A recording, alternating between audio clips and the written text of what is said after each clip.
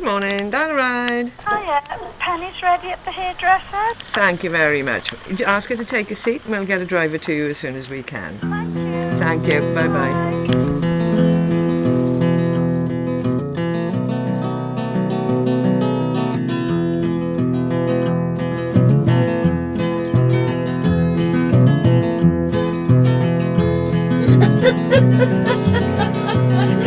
Oh dear, dear.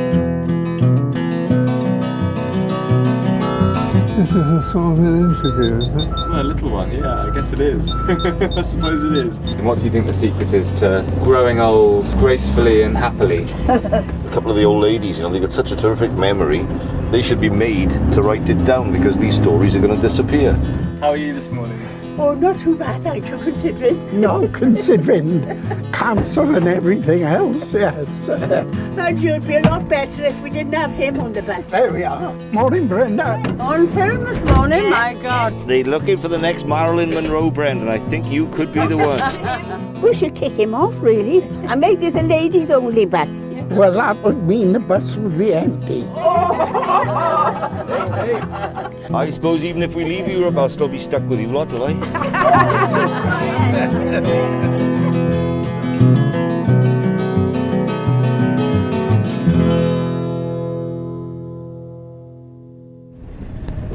Here in the Brecon Beacons, people have got to understand how remote it can be. There are little hamlets here who have no public transport whatsoever, and they're miles and miles from the nearest village, leave alone a town. And so the bus we provide is essential for those people, otherwise they're cut off from life in general, really. They all have bus passes, but they don't all have buses. I mean, Garnet, there'd be no point in him having a bus pass. His nearest bus, he'd have to travel 4 miles to get to the nearest bus stop. Without us, Garnet's cut off from the world. You seen anybody this week, Garn? Haven't seen us all, no. Haven't seen anybody since you saw me on Tuesday then? No. Has it been cold up here all week? Has the frost been bad or is it not too bad? Some days worse than other days. Never mind, spring's coming. Long time no see. Hello. You all right? Yes, thank you. Good. Yes, thank you. And have you got... Oh, hello. Down the back of the bus, Rosie. Right. All the naughty girls sit in the back. Oh, the naughty guys would do better. Yeah. Rosie, how have you been? Oh, hanging by a thread, lovely boy. As always. Never without pain, isn't it? But I'm not a one to grumble. Like hell, I never stop. Rosie! Pardon? Where are you getting off, love? Morrison's. Garnet and I have got a date, haven't we, love? Yes. He treated me to fish and chips. You got no chance, Rosie. His mother warned him about you Cardiff girls.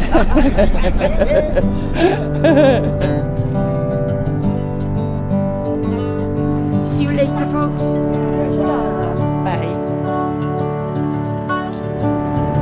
I think a lot of people think that they sort of passed their sell-by date, and so they're just a nuisance, and they don't.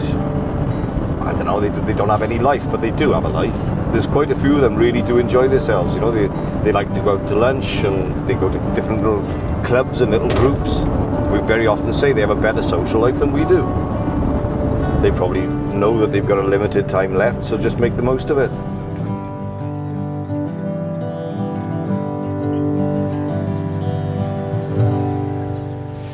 I'm an inventor, amongst other things, and I have an invention which, if I don't give it out now, it'll die with me. It's a spaceship. She's 20,000 tons, steel, made of all of it. She's 500 feet long, 400 feet wide, 100 feet deep, but she's powered by an anti-gravity impulse engine. I've had it endorsed by a man of the 1850s, Isambard Kingdom Brunel. He's come and sat on my settee with a medium to say that he'd come to see the only man who'd invented a workable spaceship on Earth. Me. What do you make of all this? I don't suppose the old girl knows what I'm talking about. No offence, mental love. No, No offence. anybody's entitled to I'm an voice their engineer. opinion, I've been all my life off and on, and you know, I got a different concept of thinking than a normal person. So there, gentlemen, I'm going to give this now idea. I want Richard Branson. He's the only man I'll give this secret how the engine works. If she don't interested, you get in touch with him with your camera. Get him to come down, and if he comes down, get him to bring a couple of decent bottles of malt, island milk, not island, peachy, something in the middle, Glenfiddich, this sort of thing, but something a bit tidy, decent. What are you doing now? Voting. What have you got there? That's my voting card.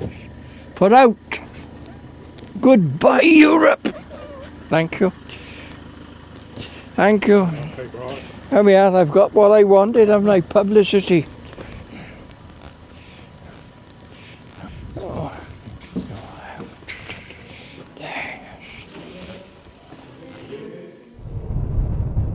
Not all our passengers are the elderly. We do sometimes carry people of a younger age who have got sort of special circumstances. We've got one young lady, Kerry, who had a traumatic incident up in London. Not really sure what, and we don't like to ask her. She's a very private person. She doesn't want you to know too much about things. We just bring her into town. She meets up with a therapist, has a little wander around, and then goes back again. In 8 years I haven't been out without my husband or my therapist. I couldn't get out by myself at all, and my therapist has been pushing me to try, and even to get in the van was huge. She had to do it with me the first time. I still have flashbacks about the accident, so anything that triggers it and reminds me, I think I'm still back in the middle of the accident, or it can be a complete seizure where I just collapse on the floor. So, and then if people around me that don't know me, then they tend to start calling an ambulance, which makes the situation even worse. So. Today's been quite a big day as well. It has been a very big day, yeah. Just getting off the bus by myself and walking around the corner to meet my therapist was just, yeah, not something I've ever done before. My heart's still pounding, I'm sweating, I'm really scared, but I still can't quite take in that I've done that, so. What will you do when you get home? Crash out, I think. Lie down in a dark room with a cup of tea. Thanks, Gary. See you next time.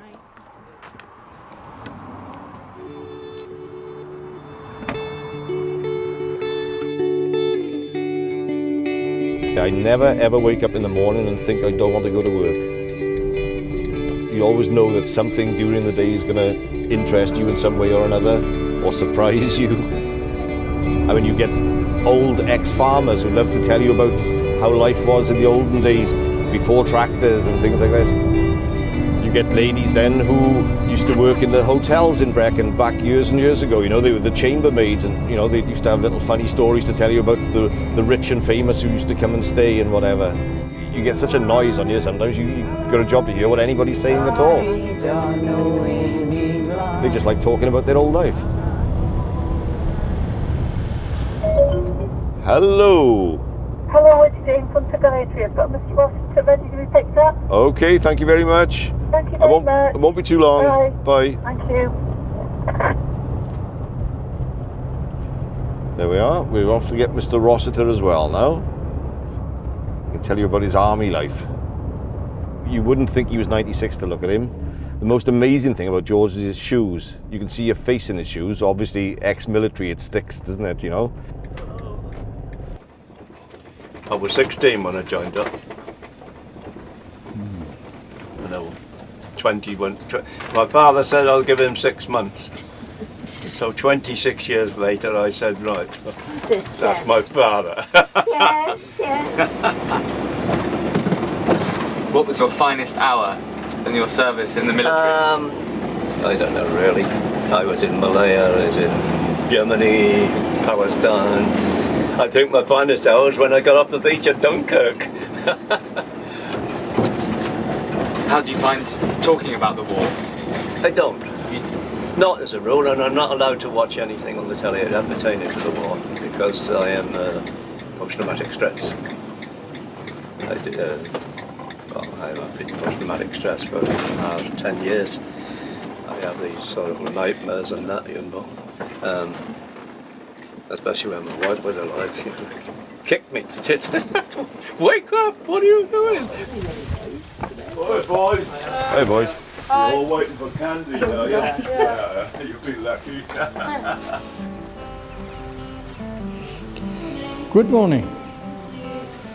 I've been interviewed on the Dial a Ride bus for a programme. That's what this is, it's a microphone. I didn't know I was having it done, but I'm having it done. Up there. It looks as though we're going to be stuck together for a little while longer. Up there. So Brian, I'm intrigued by what you were saying about the medium. Can you explain that from the beginning? Well, my wife died 7 years ago when she was 60. She'd been in the clairvoyancy world, but she'd always sort of rejected it. She only lives 200 yards from me, my medium. She sits, there's a prayer, and within a minute, my wife has come and appeared to her in the room. And we talk for about half an hour until her power diminishes and she just goes back to the spirit world. And what sort of things do you just discuss? We go through all the family, you know, babies being born and people who are going to go. What sort of things does your wife say to you? She still loves me. And I was saying, what do they do over the other side? Well, she said, we do virtually the same as what we do over here. But she said, making love is a bit different. She said, in the physical world over here, it's a physical man to woman meaning, but over there, it's a mind to mind. But the orgasm that you get when you blend is greater than what you get over here in our sexual life. So I said, well, have you been practicing? No, she said, I'm waiting for you to get there. At the end of your sessions talking to your wife, how are you left feeling? Well, elated to think that she still comes over to talk to me and still loves me and still wants me and I still want her. Yeah.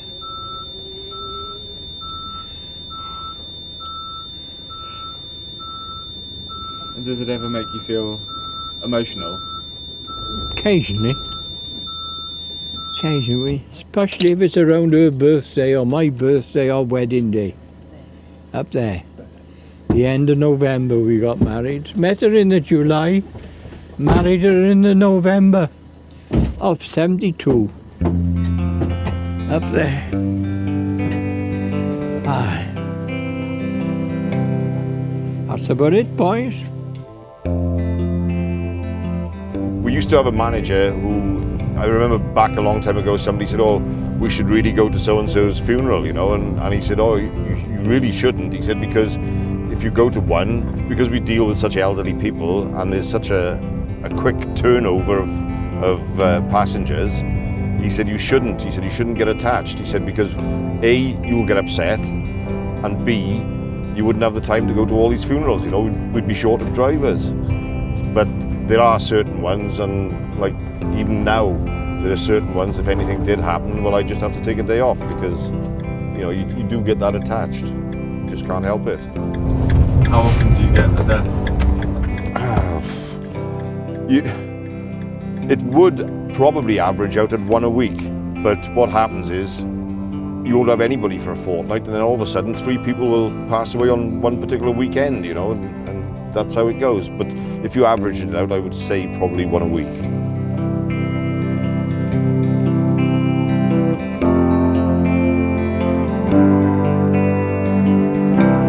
don't know getting over it. You see, you know, well, I've had 3 cancer operations and I've had a couple of heart attacks, but it's no good being miserable about it. It's not going to help, is it? I love. Hello. Goodbye, everybody. They're so brave, you know, it's amazing because They've got such nasty illnesses and they don't complain and they just get on with life.